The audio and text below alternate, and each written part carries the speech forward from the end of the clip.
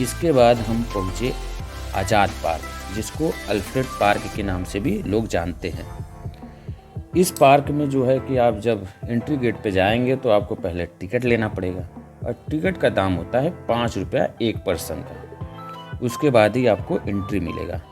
और भाई साहब, इस पार्क का भी एक गजब का इतिहास है। आप जब गेट से एंट्री करेंगे तो आपको पहले ही चंद्रशेखर आज़ाद जी की मूर्ति देखने को मिलेगी। यह पार्क काफ़ी बड़ा पार्क है और हाँ, इस पार्क का भी एक इतिहास, बहुत ही गजब इतिहास है। इस पार्क का इतिहास पहले तो ये है कि इस पार्क को पहले अल्फ्रेड पार्क के नाम से जानते थे। बाद में एक ऐसी घटना घटित हुई जिसके बाद इस पार्क का नाम ही बदल दिया गया। इस पार्क का इतिहास ये है कि भगत सिंह जी उस समय जेल में थे और उनको फांसी का सजा सुना दिया गया था। इस बात से चंद्रशेखर आज़ाद जी काफ़ी परेशान थे। आज़ाद जी किसी भी तरीके से भगत सिंह जी को जेल से छुड़ाना चाहते थे।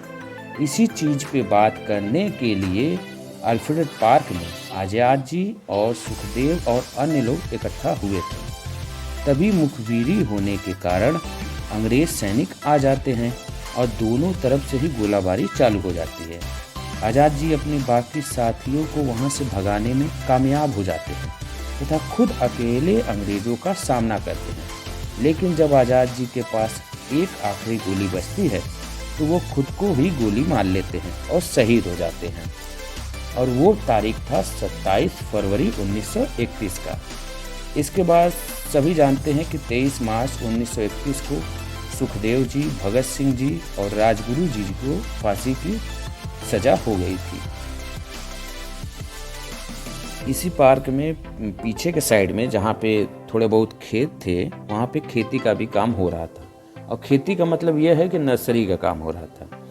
ये जो सामने आप देख रहे हैं, छोटे छोटे प्लास्टिक में पौधे किए गए हैं, ये कलम करके किए गए हैं, या समझ सकते हैं कि ये कलम करने की एक विधि है। उसी के तरीके से यहाँ नर्सरी का काम किया जा रहा था।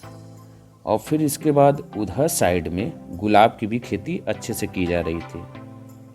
आप अगर करीब से देख पाएंगे तो क्यारियाँ बनाई गई थी, लगभग 10-12 क्यारियाँ होंगी और सभी क्यारियों में मजदूर जो है गुलाब लगा रहे थे।